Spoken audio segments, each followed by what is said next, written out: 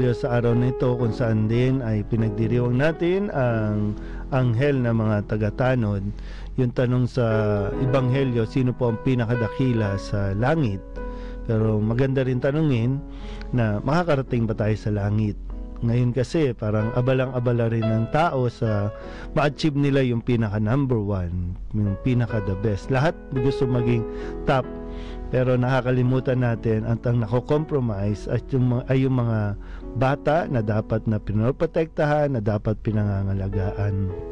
Tandaan niyo po, ano man ang awards at achievements, mga certificate o kung ano pa mga medals na meron tayo, baliwala yan kung hindi naman tayo makakarating sa langit.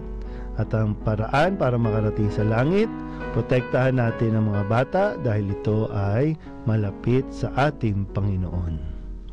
Amen. Amen.